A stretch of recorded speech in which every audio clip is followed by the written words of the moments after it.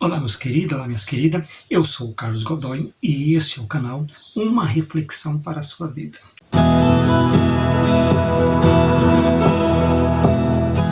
E hoje nós vamos abordar um tema maravilhoso que se chama liberdade e libertinagem, ok?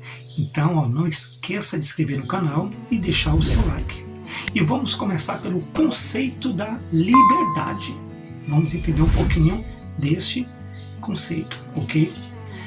Segundo o conceito da liberdade, nos diz que liberdade significa o direito de agir segundo a sua própria vontade, desde que não prejudique outra pessoa, ok? Liberdade também é um conjunto de ideias liberais e dos direitos de cada cidadão. Ok? Então este é o primeiro conceito que a gente podemos colocar aqui, que falamos sobre liberdade, certo? E agora nós vamos falar sobre o conceito da libertinagem, para que nós podemos refletir nessa reflexão, beleza? Então vamos falar sobre o conceito agora da libertinagem. O conceito da libertinagem nos diz que ele tem um significado de devassidão, ok? Devassidão. E ele é caracterizado pelas pessoas que vivem uma vida de libertino. Uma vida libertina, uma vida que passa dos seus limites. Alguém que exerce a libertinagem é alguém devasso, dissoluto e licencioso, ou seja, uma pessoa que abusa da liberdade.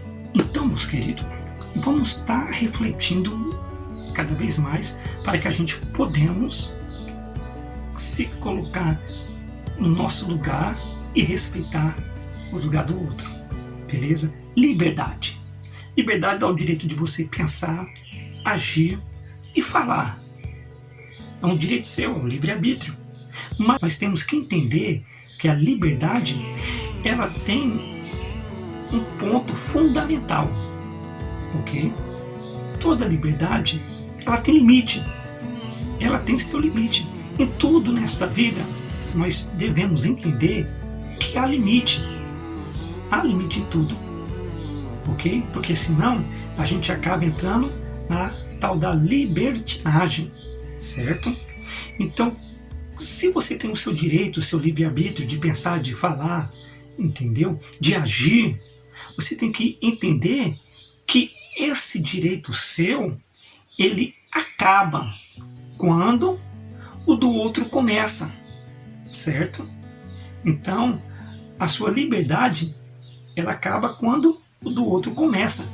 Isso se fala respeito, a pessoa educada.